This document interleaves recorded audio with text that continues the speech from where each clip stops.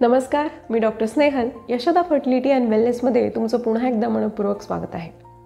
आज आपण अशा एका प्रॉब्लेमबद्दल बोलणार आहोत जी बरेचसे कपल फेस करत असतात. म्हणजे प्रेग्नन्सी राहण्यामध्ये त्यांना काहीच प्रॉब्लेम नसतो, पण कन्सीव्ह झाल्यानंतर प्रेग्नन्सी कंटिन्यू होण्यामध्ये काही प्रॉब्लेम फेस करावे लागत असतात.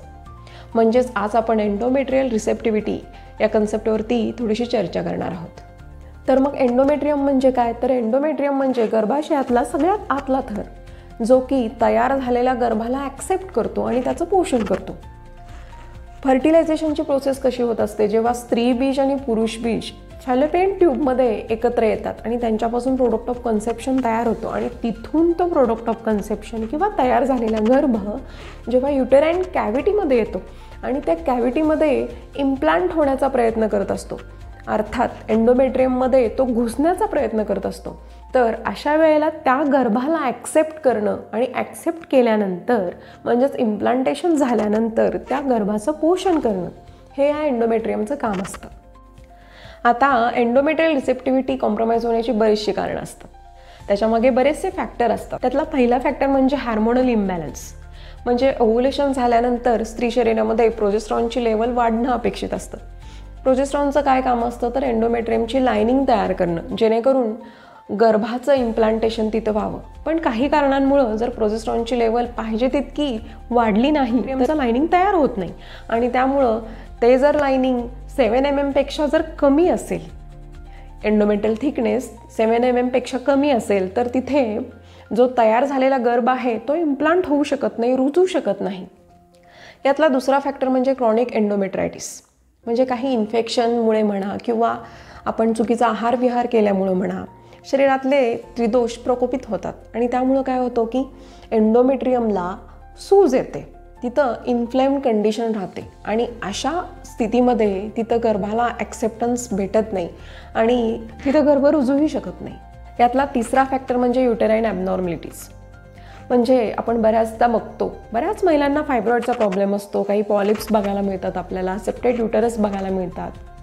तर फायब्रॉइडसारख्या कंडिशन्स असतील तर काय होतं की तिथं एंडोमेट्रियमची लायनिंग व्यवस्थित तयार होत नाही, त्याच्यामधली एकसंधता डिस्टर्ब होते आणि अशा कंडिशनमध्ये तिथं लिटरली गर्भ रुजूच शकत नाही. यातला फोर्थ फॅक्टर म्हणजे certain autoimmune diseases like antiphospholipid syndrome. यामध्ये इम्प्लांटेशन होतच नाही. Fifth factor is advanced maternal age.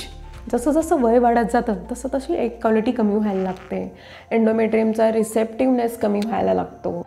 Thyroid dysfunction is the another factor. मग ते हायपोथायरॉइडिझम असू देत किंवा हायपरथायरॉइडिझम असू देत, यामध्ये सुद्धा एंडोमेट्रियल रिसेप्टिव्हिटी कमी होताना आपल्याला दिसते. प्रेग्नन्सी कंटिन्यू न होण्यामागचं अजून एक कारण म्हणजे पुअर एम्ब्रिओ क्वालिटी.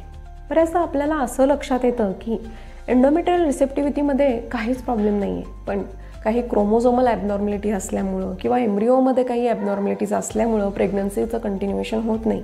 अशा वेळेला आपल्याला जेनेटिक फॅक्टर्सकडे लक्ष देणं गरजेचं असतं. एम्ब्रिओचं जेनेटिक टेस्टिंग करून घेणं गरजेचं राहतं. यामध्ये सगळ्यात महत्त्वाचा फॅक्टर कोणता असेल तर तो आहे लाईफस्टाईल फॅक्टर. अर्थातच यामध्ये फिजिकल हेल्थ आणि मेंटल हेल्थ या दोन्ही गोष्टी इन्क्लूड असतात.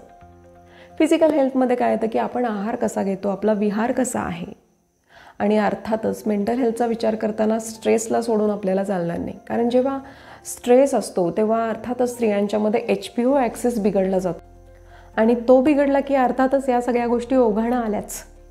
तुमच्या लक्षात आलंच असेल की नुसतं कन्सेप्शन होणं महत्त्वाचं नसतं, तर त्याचं रुजणं, पोषण होणं, 9 महिने 9 दिवसांपर्यंत त्याचं कंटिन्युएशन होणं हे सुद्धा तितकंच गरजेचं असतं. आणि ह्या सगळ्या प्रोसेसमध्ये अडथळा आणणारे फॅक्टर्स आज आपण डिस्कस केलेले आहेत.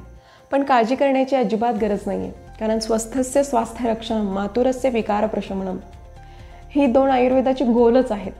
तेव्हा हे जे काही विकार आपण डिस्कस केले, यातले बरेचसे विकार आयुर्वेदाच्या ट्रीटमेंटनी पंचकर्माच्या साह्यानं आपण बरे करू शकतो. एंडोमेट्रियल रिसेप्टिव्हिटीवरचा हा व्हिडिओ तुम्हाला आवडला असल्यास नक्की लाईक, शेअर आणि सबस्क्राईब करा. फर्टिलिटीच्या संदर्भातले असेच अनेक विषय आपण पुढच्या व्हिडिओजमध्ये बघणार आहोत. तोपर्यंत नमस्कार.